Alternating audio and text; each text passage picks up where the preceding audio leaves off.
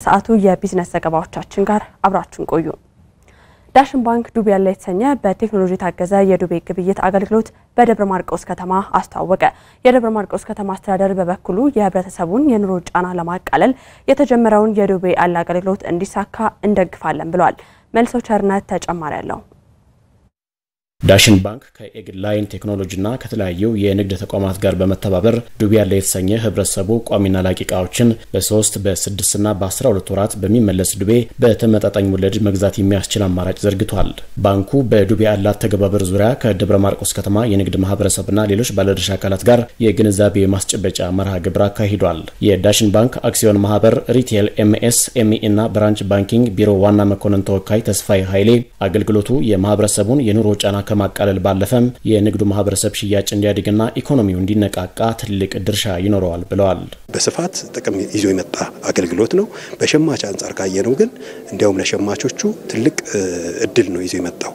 በፊት ባንኮች የሚያበድሩት ለኢንቨስትመንት ነው፣ ለንግድ ነው፣ ለቤት መግዣ ነው፣ ለመኪና መግዣ ነው ብዙ ጊዜ ብድር ስንሰጥ የነበረው።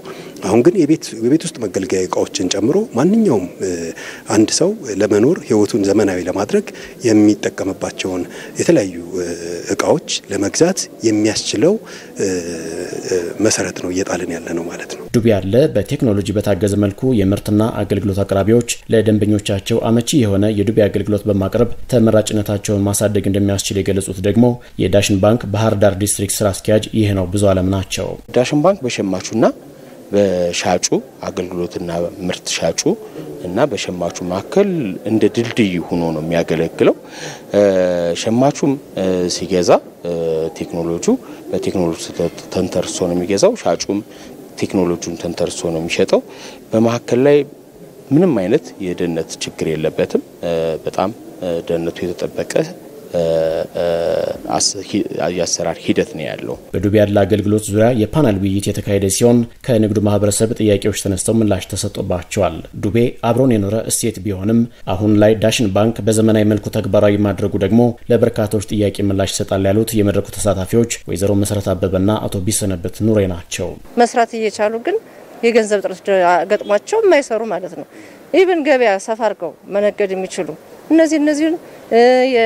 እነዚህ አትክልት አቅርቦት፣ የሽንኩርት አቅርቦት እነዚህ ላይ ካለው ያሁን የገንዘብ ግሽበት ጋር ተያይዞ ይሄ ብድር ለአነስተኛ ተጠቃሚው ሰው እጅ ቢገባ ግን የበለጠ የኑሮ ደረጃውን ከፍ ያደርጋል ብዬ አስባለሁ። ድርጅታችን ላይ ዱቤ የለም ለዱቤ ነገ ይምጡ ሌሎች ነገር ማለት መሸሸት ጀምረን ነበር እና ይሄ ግን ጋራንቲድ ሰጥቶ እንደዚህ ሲያመጣልን ለኛም ለነጋዴዎች በጣም አሪፍ ነው፣ ተጠቃሚ ነው፣ ለህብረተሰቡ ተጠቃሚ ነው።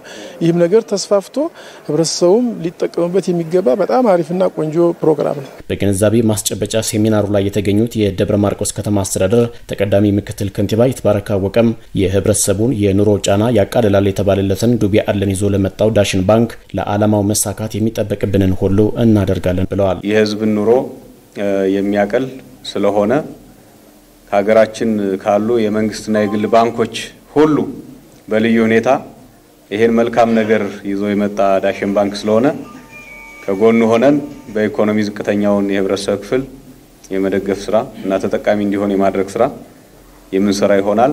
የዱቤ ያለ አገልግሎት የዳሽን ባንክን ተደራሽነት ማስፋትና በርካቶችን የመድረስ ዓላማ ከማሳካት ባሻገር በቴክኖሎጂ በመታገዝ የግብይት ስርዓቱን በማዘመን ረገድ ጉልህ ድርሻ አለው። በኤግላይን ሲስተም ቴክኖሎጂ የማርኬቲንግና ኮሙኒኬሽን ኃላፊው ኤርሚያስ አባተ ነጋዴውም ሸማቹም እንደገና ደግሞ የንግድ ስርዓቱንም ሞር እየቀየረ የሚሄድ ሂደቶችን የሚያዘምን ቀላልና ፈጣን ሁላችንም እጅ ስልካችን ላይ አውርደን መጠቀም የምንችልበት እንግዲህ በየቤታችን ኑሯችንን ሊያግዝልን የሚችል ልዩ አማራጭ ሆኖ ቀርቧል ነው። የዱቤ ያለ አገልግሎት ደንበኞች እስከ 700 ሺህ ብር ድረስ በመበደር መሰረታዊ ፍላጎቶቻቸውን የሚያሟሉበት ስለመሆኑም ተመላክቷል። ከብት በማድለብ ስራ ተሰማርተው ውጤታማ መሆናቸውን በይልማና ዴንሳ ወረዳ በዘርፉ የተሰማሩ የህብረተሰብ ክፍሎች ተናገሩ። ሆኖም የመኖ ውድነትና የመስሪያ ቦታ ጥበት ችግር እንደሆነባቸው አድላቢዎቹ ተናግረዋል።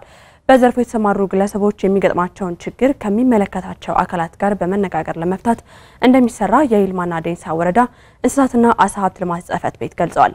ሰላማዊት ነጋ እጥረት መኖሩን ከአማራ ክልል እንስሳትና ዓሳ ሀብት ልማት ጽሕፈት ቤት ያገኘነው መረጃ ያመለክታል። እንስሳት በማድለብ በርካታ የህብረተሰብ ክፍሎችና ወጣቶች ተጠቃሚ እየሆኑ መጥተዋል። በይልማና ዴንሳ ወረዳ በከብት ማድለብ የተሰማሩ የህብረተሰብ ክፍሎች እንደሚገልጹት በጥቂት ካፒታል ኑሯቸውን መቀየር መቻላቸውን ይገልጻሉ። ሀብት ንብረት የለም ነበረ። በትንሽ ሀብት ንብረት ነው የተነሳሁኝ። በተወሰነ ተነሳው ወረት ያው 7000 ምናምን አካባቢ ነው የነበረኝ። እዚህ ስገባ እዚያ ተነስተን ነው ወዚህ ደረሱኝ። አሁን ለየት ያለ ምግብ እየበላን ለየት ያለ ልብስ እየለበስን ያው ብንንከናች ሁሉ ደና ነው ይመስገነው። ያው ከሽንኩርት ፍራፍሬ ጀምሬ አሁን ወደዚህ መጥቻለሁ። አሁን እንግዲህ ገና 2 ወር እንደዚህ ነው። ገና 2 ወር የሚያልሞላውም አለ።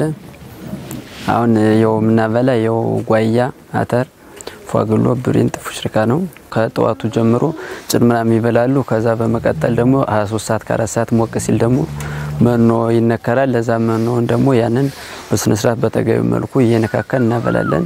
በዘርፉ ያለው የቦታ ጥበት ችግር ለእንስሳቱ የጤና ጉዳት እያስከተለ መሆኑንና በስፋት መስራት እንዳይችሉ አድርጓቸዋል። የቦታ ጥበት አለኝ። ለጥፍራቸው በቃ ለሰራከላታቸው ሁሉ ነገር እንደዚህ መንስ የሚሆነው የቦታና በቀጣይም ያሉ ችግሮች ተወግደው ስራቸውን በማስፋት የተሻለ ኑሮን ለመምራት እቅድ እንዳላቸውም ተናግረዋል። ቦታ ማገኝ መስሪያ ማገኝ ከሆነ እዚያ ላይ ሰርቼ ላም በጎን በሬዎችን በጎን እንደዚህ ለመያዝ ነው እቅድ። ተወሰነ ለውጥም ይኖራል ብለን ታሳቢ ስለመጣንበት ለውጥ እናገኛለን ብለን ነው አሁን በተስፋ የምንጠብቀው። በይልማና ዴንሳ ወረዳ ከ200 በላይ ኢንተርፕራይዞች በእንስሳት ማድለብ ስራ የተሰማሩ ሲሆን በስራ ዕድል ፈጠራ ዘርፉም አስተዋጽኦ እያበረከተ ይገኛል። በዘርፉ ያለውን የቦታ ችግር ለመቅረፍ ከባለድርሻ አካላት ጋር እንደሚሰሩ የወረዳው እንስሳትና ዓሳ ሀብት ልማት ጽሕፈት ቤት ኃላፊ በአምላኩ ጌቴ ተናግረዋል።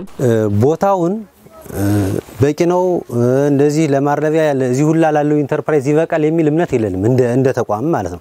በጣም ጠባብ ነው። ቀጣይ ከከተማ አስተዳደር ጋር እየተነጋገርነ ያው ክፍት ቦታ የሚኖር ካለ እኛም እንደ ሙያ ሳይንሱን ለነሱ እየነገርነ እየተመቻቸ እየሰፋ የሚሰጥበት ሁኔታ እናመቻቻለን። አልፎ አልፎ የተከሰተውን የኤስኤልዲ በሽታ ሌላ ተጓዳኝ በሽታ እንዳያመጣ ጤንነታቸውን የመከታተልና ቀድሞ ለመከላከል አድላቢዎች በአግባቡ እንስሳቱን ክትባት እንዲያስከትቡ የማድረግ ስራ ይሰራል ብለዋል። በተከተበው ልክ የእንስሳት ጤንነት በአግባቡ እየተጠበቀ ነው ሙሉ በሙሉ የሚል እምነት የለኝም። አልፎ አልፎ የኤስኤልዲ በሽታ ምልክት የሚታይባቸው ሁኔታ አለ።